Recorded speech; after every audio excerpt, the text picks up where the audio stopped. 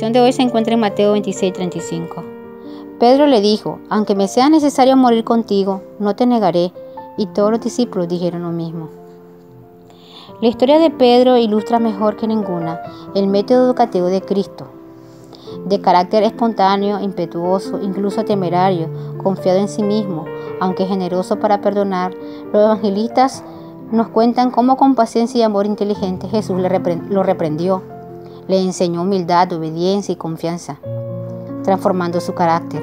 Una de las experiencias más significativas y decisivas en su vida fue la negación de Cristo en el patio de la casa del sumo sacerdote y su posterior arrepentimiento.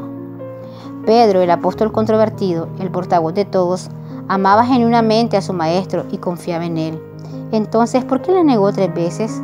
¿Cómo es posible que llegase a maldecir o a jurar gritando que no conocía a Jesús? ¿Cuál fue el pecado de Pedro? Si tenía una conciencia sincera, cargada de buenas intenciones, pero inestable. Él no se conocía a sí mismo. En realidad pecó de exceso de confianza, falló en aquello en lo que parecía ser más fuerte porque estaba movido por la vanidad y la suficiencia propia. Pedro pecó de superficialidad, el pecado de aparentar y no ser, de no haber profundizado la realidad de su experiencia religiosa. Es más difícil vivir cada día nuestra fidelidad a Dios que morir en un momento de sacrificio. Pero a diferencia de Judas, el arrepentimiento de Pedro fue más importante que su pecado. Siempre es así. 2 cosas llevaron a Pedro a la contrición: un signo externo, el canto del gallo, y un signo interno, la mirada de Jesús. El arrepentimiento tiene su origen en el amor divino.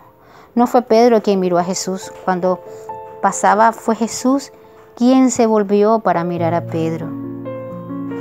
Y el primer fruto de su aflicción fue el reconocimiento de su pecado, las lágrimas amargas que derramó, después la soledad, el recogimiento, más tarde la confesión cuando respondió al maestro que le preguntó: Simón, hijo de Jonás, ¿me amas más que esto? Le respondió: sí, Señor, tú sabes que te quiero. Finalmente la reparación, cuando valientemente denunció al Sanedrín, afrontó la prisión y la muerte. La transformación de Pedro fue un milagro del amor divino. Todos cometemos errores. El gran triunfo de Pedro fue reconocer los suyos y buscar a Jesús, quien siempre estuvo dispuesto a recibirlo. Hoy da gracias a Dios por su profundo amor hacia ti. Él conoce tus carencias y fallos. Lo importante es que no te separes de su lado.